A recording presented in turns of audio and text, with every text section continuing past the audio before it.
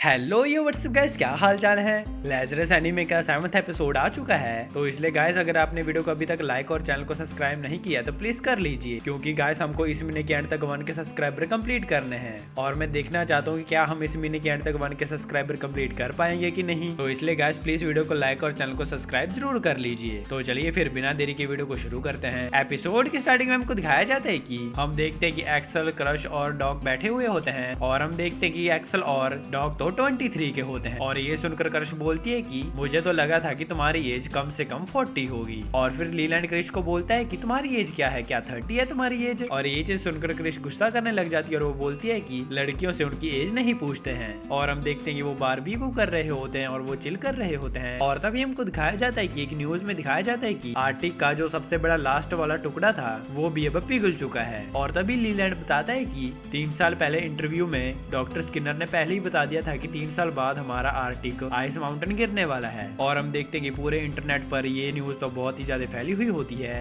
और तभी एक्सेल बोलता है कि अब तो लोग इसको गॉड ही मानने लग गए हैं और इसकी वजह से हापना के ऊपर से सबका ध्यान हट चुका है और ऊपर से तो हमारे पास सिर्फ 15 ही डेज बचे हैं। और डॉग बोलता है कि अब दुनिया में बहुत ही ज्यादा हड़बड़ी मच चुकी है, तो शायद से हो सकता है कि वर्ल्ड वॉर 3 लग जाए। और फिर लीलैंड बोलता है कि इसकी वजह से तो हापना से लोगों का ध्यान हट ही जाएगा और फिर शायद से 15 दिन पहले ही दुनिया खत्म हो जाएगी। और तभी हम देखते हैं कि वहाँ पर हर्ष आ जाती है और वो सभी बैठ जाते हैं और हर्ष उनको बताती है कि जो वहाँ पर FBI वाले आए थे उन्होंने जिन लोगों को पकड़ा है उन्होंने उनसे पूछने की कोशिश की थी, पर लेकिन उनको उनसे कुछ भी क्लू नहीं मिला है। और फिर डॉग बोलता है कि हाँ, पर लेकिन एक चीज तो कंफर्म हो चुकी है, जो वहाँ का लीडर था नागा वो एक AI मॉडल था और उसको डॉक्टर स्किनर का ब्रेन देखकर उसको बनाया गया था, पर लेकिन उन्होंने पता लगा लिया है कि उनका डॉक्टर स्किनर से कोई लेना देना नहीं था। और तभी हम देखते हैं कि वो उसकी वही वाली वीडियो फिर से देखते हैं और डॉक्टर स्किनर उसमें बोलता है कि ये चीज मैं ही तय करूंगा कि इंसानियत का फ्यूचर क्या होना चाहिए, पर लेकिन मैं तो सिर्फ एक 7th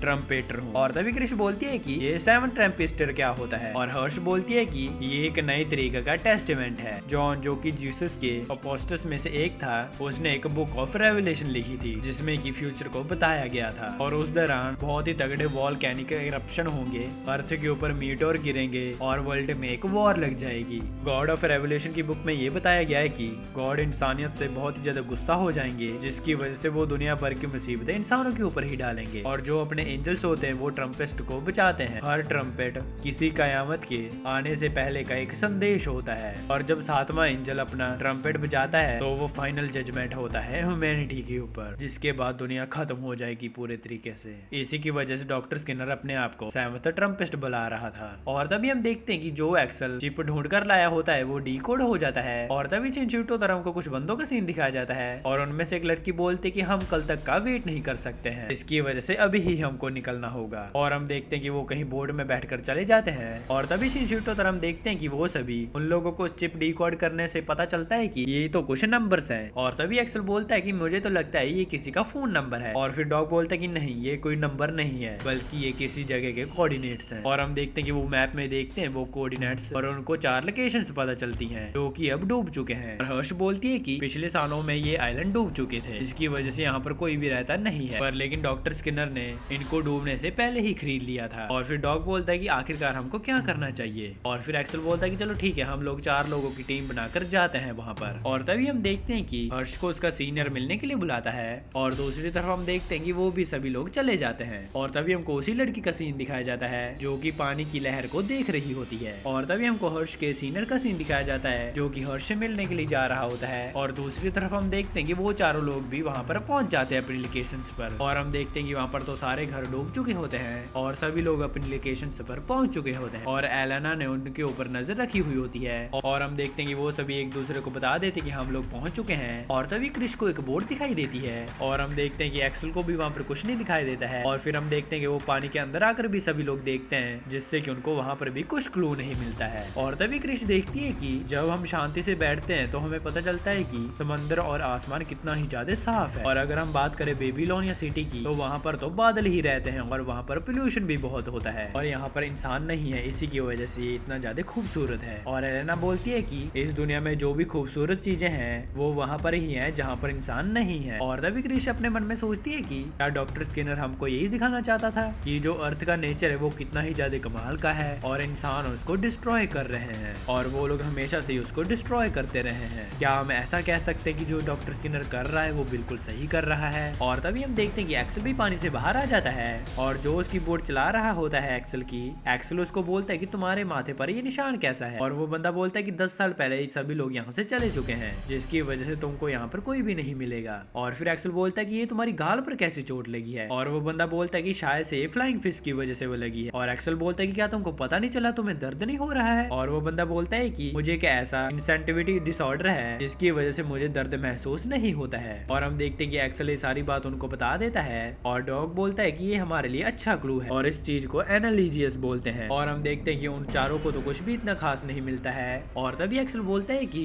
10 साल पहले ये जो आइलैंड था हर इंसान को यही डिसऑर्डर था और उस टाइम बंदों के पास पैसे ज्यादा नहीं थे, जिसकी वजह से डॉक्टर स्किनर ने इस जगह को खरीद लिया था और इनके पास इतने तो पैसे आ ही गए थे कि ये लोग कहीं और जाकर रह सके। और तभी सीन शूट होता है, हमको हर्ष का सीन दिखाया जाता है और हम देखते हैं कि वो एक आर्ट गैलरी के अंदर होते हैं। और तभी हर्ष बोलती है कि आपने मुझे क्यों बुलाया है? और वो बंदा बोलता है कि मैं तुमसे माफी मांगना चाहता हूँ, मुझे पता था कि तुम डॉक्टर स्किनर के बारे में कैसा फील करती हो, पर लेकिन फिर भी मैंने तुम्हारा फायदा उठाने की कोशिश की। और हर्ष बोलते है कि ऐसी बात नहीं है, ये सारा ही मेरा डिसीजन है और मैं ये सभी कुछ अपने हिसाब से कर रही हूँ। आखिरकार डॉक्टर स्किनर ने मुझे ऐसे अकेले पीछे क्यों छोड़ दिया? और तभी वो बंदा बोलता है कि इंटेलिजेंस ब्रांच की आर्मी एक्सेल को ढूंढ रही है और जो शिप होल परपेट वाला इंसिडेंट है उसके बारे में जांच पड़ताल कर रहे हैं और एक्सेल ही है जो इसके बारे में बता सकता है। और तभी सीन शूट होता है, हम देखते हैं कि एलेना सबको बताती है कि 15 साल पहले यहाँ पर डॉक्टर स्किनर आया था जब यहाँ पर जीन डोनेशन चल रही थी और उसने भी इस चीज में पार्टिसिपेट किया था और जीन्स को इकट्ठा किया था।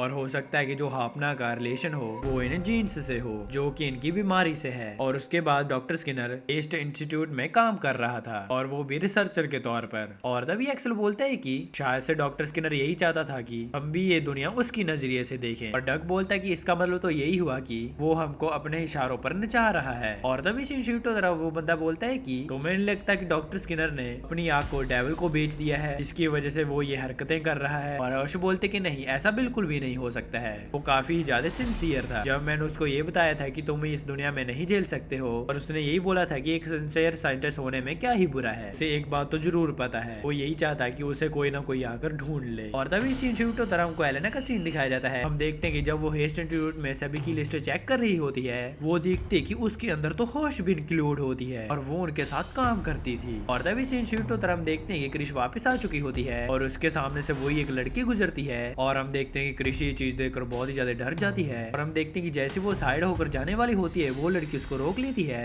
और वो बोलती कि एलेक्जेंड्रा ये तुम ही हो ना? और हम देखते हैं कि उनके पास सिर्फ 14 डे ही बचे हुए होते हैं।